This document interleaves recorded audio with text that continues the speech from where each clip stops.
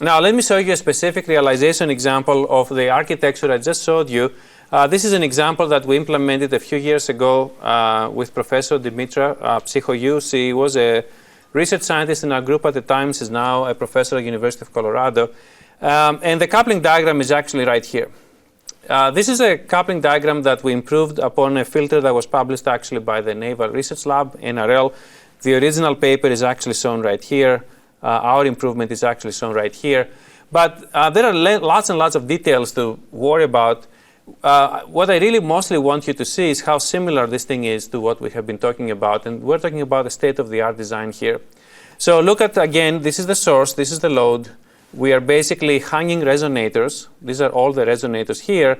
And we are basically creating a dual reflection again. So here's the first reflection, here's the second reflection. So we are talking about a passband filter approach. Now, each one of these resonators represents a different frequency. So here's F1, here's F2, here's Fn. That should give you the hint that we're talking about different bands, F1, F2, Fn. And to make sure that we don't have just a single order, basically a first order band, we repeat basically the same architecture multiple times. So for example, if you make two of them, you will end up with a dual, a two-pole response in F1, two-pole response in F2, two-pole response in F3, and so on and so forth. The great approach that Dimitri was able to investigate here is because of this architecture, you can essentially control each band separately. For example, I can change the resonant frequency of these guys only and keep the resonant frequency of the red resonator. And that means I can tune now the blue band, but keep the red band constant. Also, if you make these couplings here tunable, and I'll show you an example of how she was able to do that, you can essentially totally disconnect a resonator from the rest of the filter structure without basically impacting the rest of the response. So for example, you might be willing to kill the band F2 completely and make this guy totally disappear simply by killing the sections. So not only we have a totally independent bandpass control, so again, that means you can tune this band and the other one can be constant, but you can also decide how many bands you want to keep. So this is a very interesting design that gives you independent control in frequency and bandwidth of all bandpass, of all passbands, which is very, very difficult to achieve in general in a multi-band response. So it's really, this is the power of the technique that we're teaching here that I would like you to appreciate.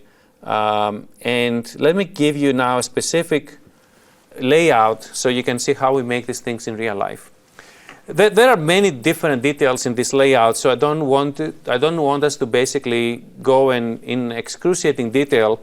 But here's a few things I want you to look at. So first of all, here's the input, here's the output, right? So here's the source, here's the load.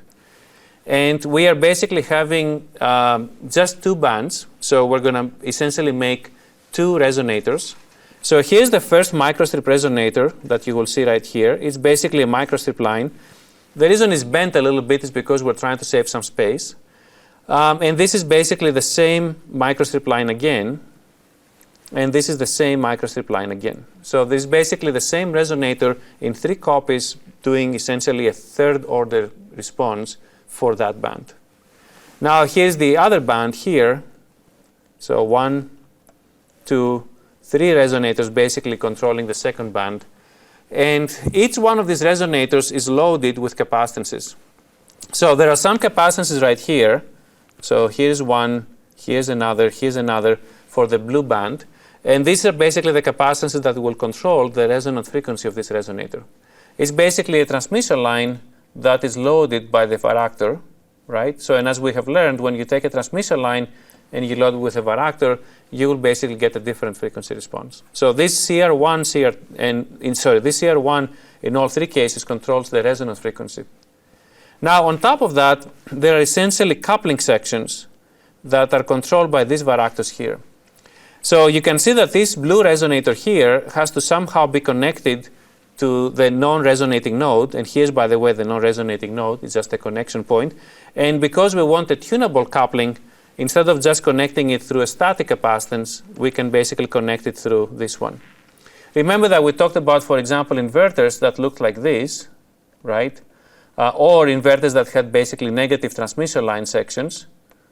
So, and these negative transmission line sections could have been absorbed in the main resonator, and this is exactly what's happening here.